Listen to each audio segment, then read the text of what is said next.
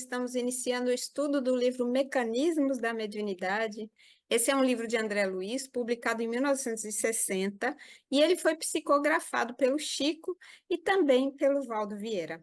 Na época, o Valdo morava em Uberaba e o Chico em Pedro Leopoldo. Os capítulos ímpares foram recebidos pelo Valdo e os pares pelo Chico. O livro Mecanismos da Mediunidade é um desafio para muitas pessoas que tentam ler essa obra, por conta dos termos científicos que André Luiz vai usar.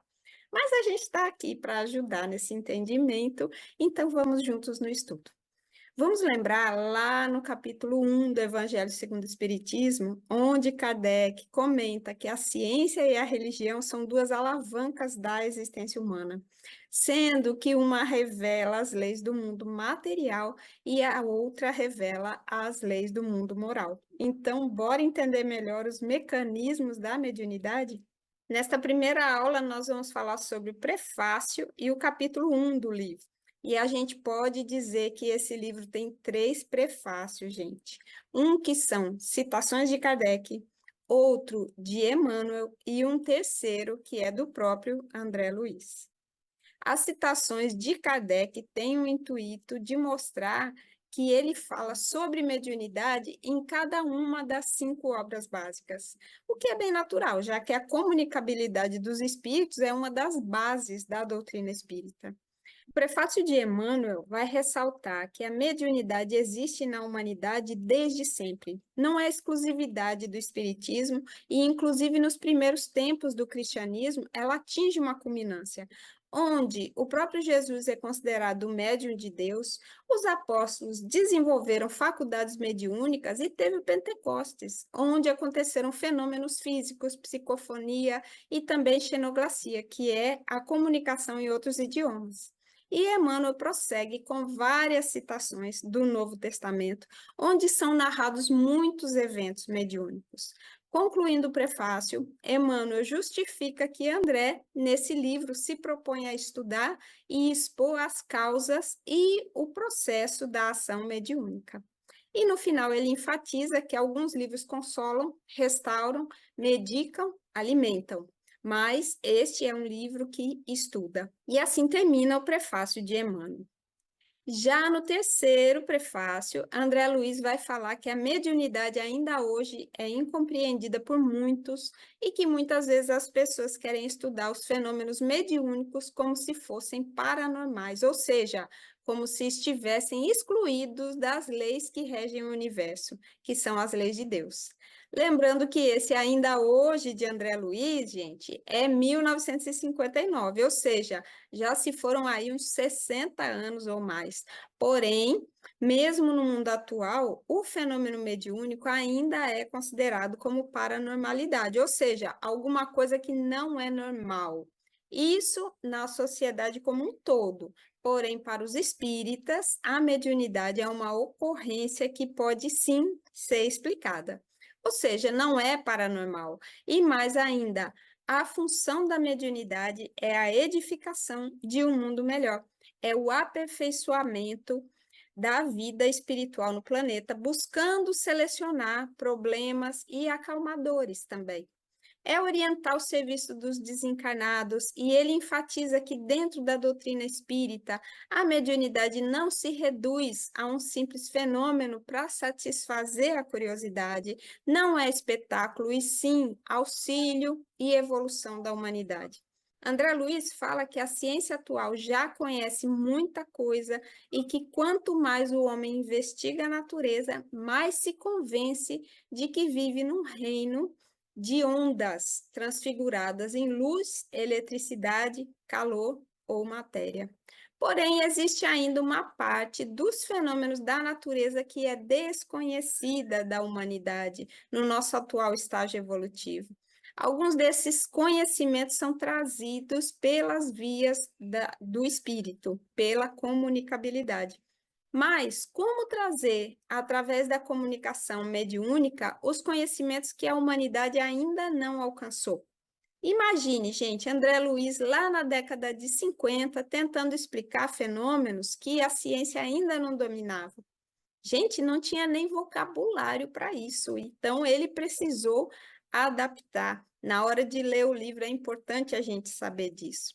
Ele fala que buscou livros de divulgação científica da época para poder adaptar a linguagem e trazer para a gente uma ideia de quais são os mecanismos da mediunidade. Ou seja, minha gente, ele vai usar analogias, comparações para ajudar no nosso entendimento.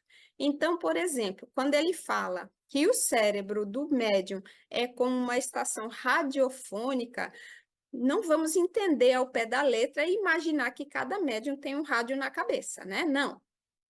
Ele somente está usando uma comparação para nos ajudar a entender. Um outro detalhe interessante é que muito da linguagem científica que André Luiz usou naquela época precisa ser atualizada porque a ciência evoluiu. Então, por mais que as ideias que ele quer transmitir permaneçam imutáveis, as comparações para a gente entender precisam hoje ser diferentes. Ao invés de comparar a comunicabilidade como a transmissão de televisão e rádio, por exemplo, a gente agora pode comparar com outros objetos do dia a dia. Mas isso a gente vai percebendo ao longo dos capítulos, tá? André Luiz conclui esse prefácio dizendo que a parapsicologia das universidades e os estudos científicos sobre a mente um dia vão também conhecer a verdade sobre os fenômenos mediúnicos, mas cabe a nós, espíritas, fazermos um uso consciente desses fenômenos, revivendo a cada dia a doutrina de Jesus, no reconhecimento de que não basta a observação do fenômeno, e sim a sua prática para agir no bem e para o bem. Então, assim, nós vamos finalizando os prefácios e vamos agora para o primeiro capítulo do livro. O título do capítulo 1 é Ondas e Percepção. E eu já vou adiantar uma frase que André Luiz coloca lá no final do capítulo, dizendo que semelhantes notas oferecem ligeira ideia da transcendência das ondas nos reinos do espírito, com base nas forças do pensamento. O que ele quer dizer com isso? Que as ondas são de importância fundamental para que nós possamos ter uma ideia, mesmo que por alto, das forças do pensamento. Será que a onda do pensamento e o fluido mental são a mesma coisa? Bom, para entender isso mais a fundo, vamos começar pelo começo. Vamos começar definindo o que é uma onda. Vamos lá?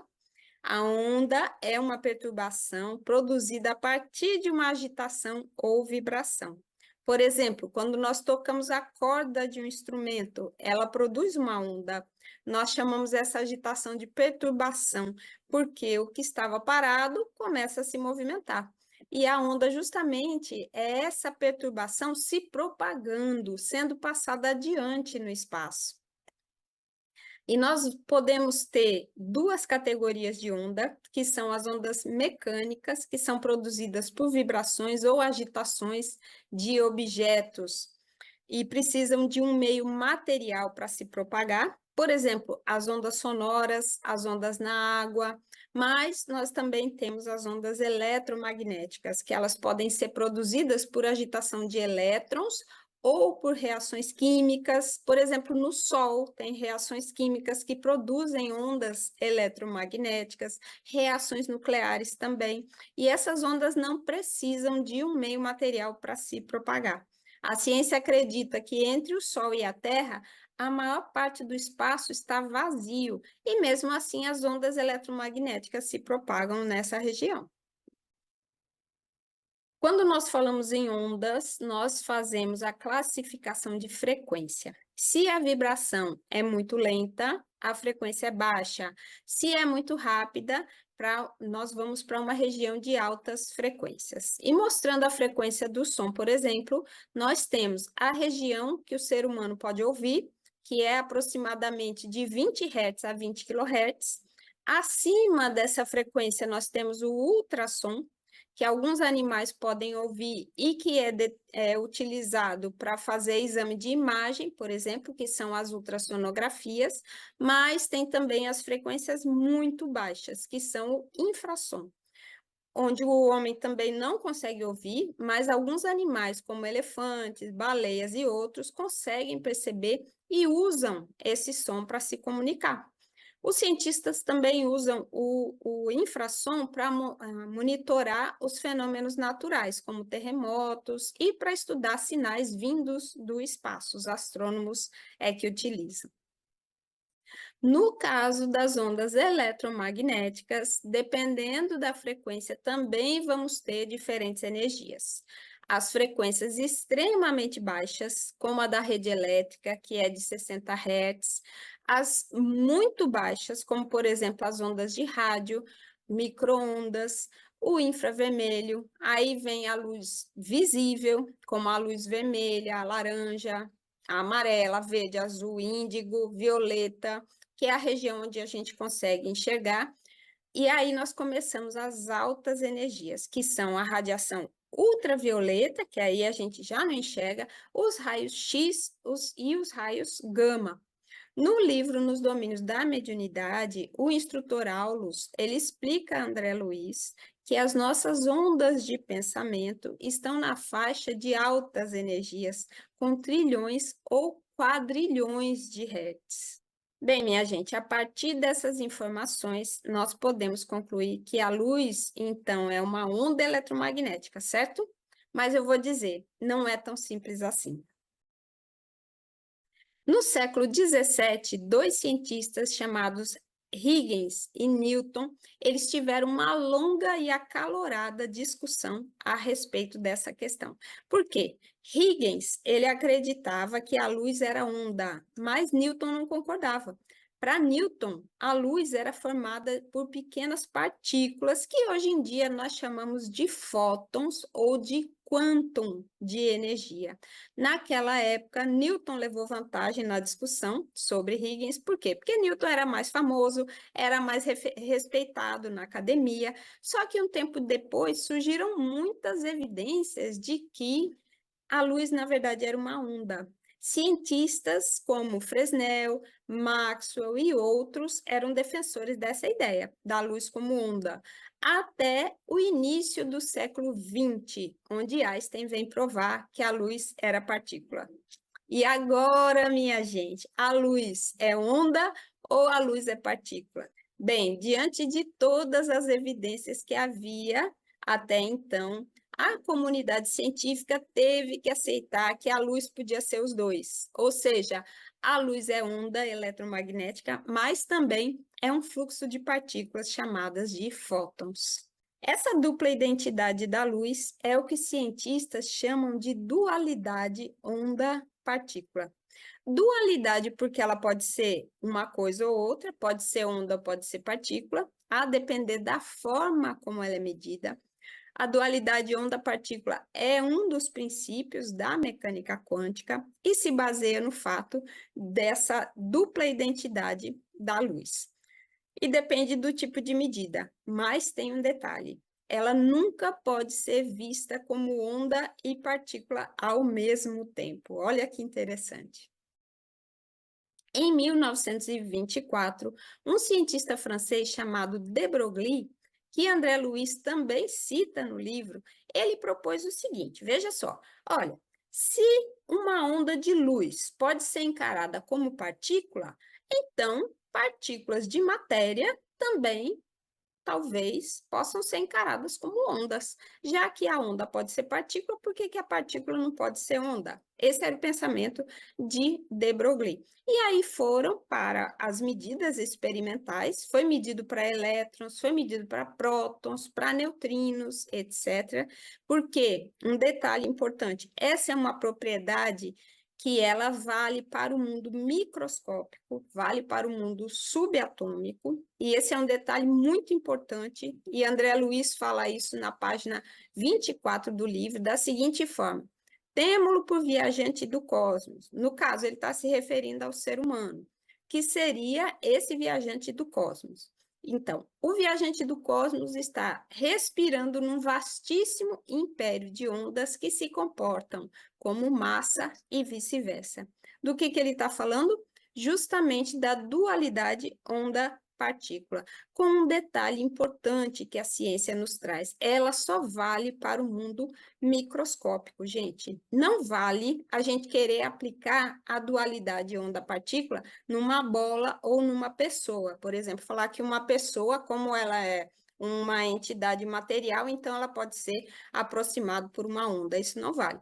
Vale para elétrons, vale para prótons, para átomos mais ou menos, mas maior que isso, a gente já não aplica esse princípio, tá certo? Existem várias ilustrações para ajudar a gente a entender como um objeto pode ser duas coisas ao mesmo tempo. E eu quero mostrar duas delas aqui para nós. Uma é essa aqui, onde nós temos, ao mesmo tempo, um coelho e um pato. Aqui embaixo eu girei, mudei a cor da imagem para a gente visualizar melhor, mas olhando para o desenho de cima também dá para ver. Só que quando a gente vê o coelho, deixa de ver o pato. E quando vê o pato, deixa de ver o coelho. A imagem é as duas coisas ao mesmo tempo, mas a gente só enxerga uma ou outra.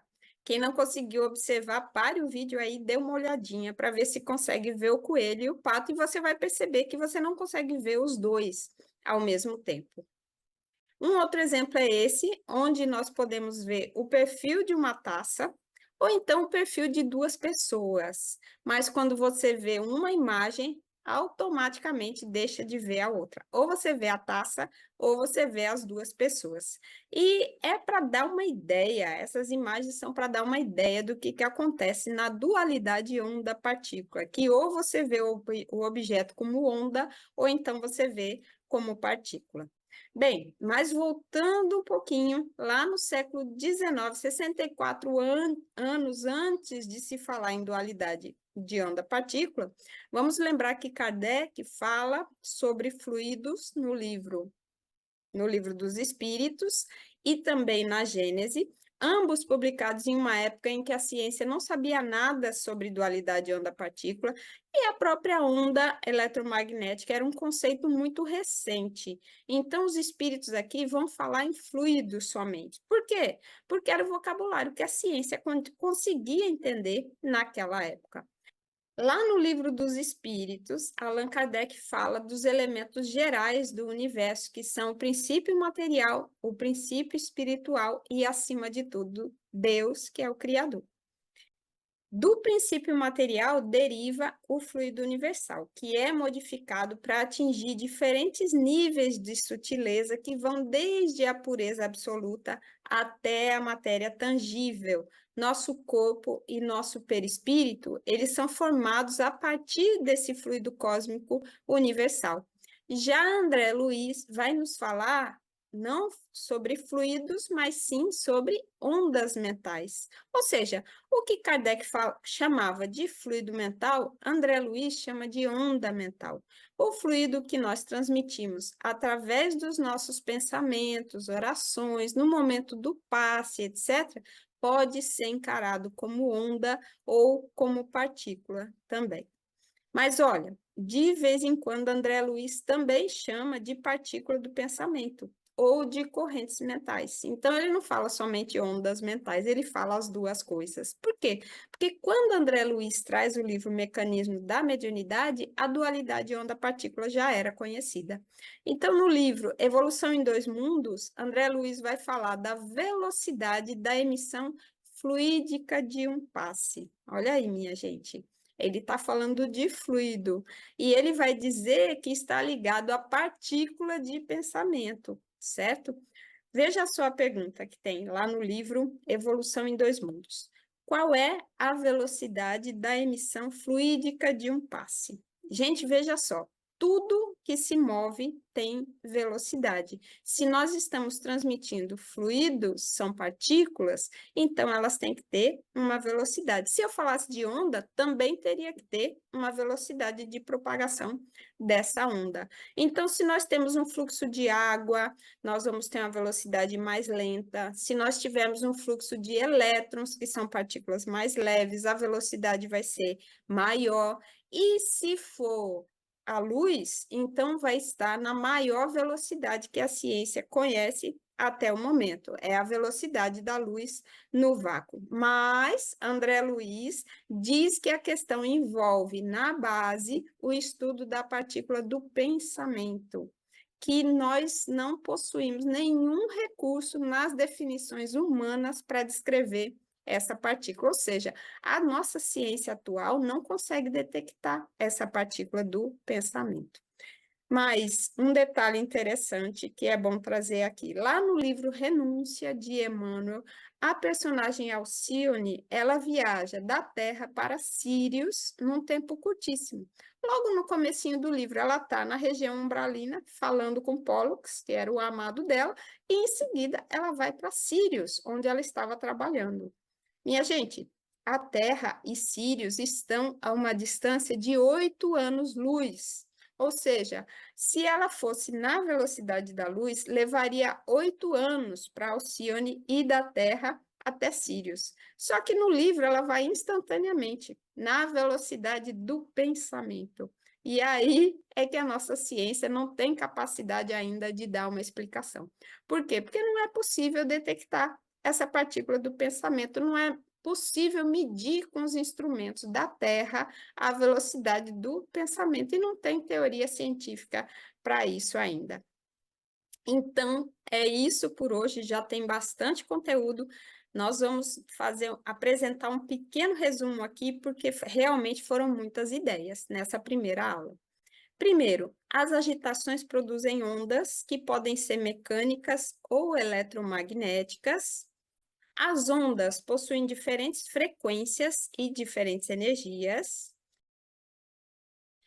A luz pode se comportar como uma onda ou como partícula, e a matéria também pode se comportar como onda ou partícula. Respondendo à pergunta, o fluido cósmico é onda ou é matéria? A física diz que pode ser os dois. E André revela fatos que a ciência ainda desconhece sobre a partícula do pensamento. Bem, então na próxima aula nós continuamos trazendo mais explicações de André Luiz sobre os fenômenos do mundo espiritual, como, por exemplo, a transmutação da matéria. Até lá!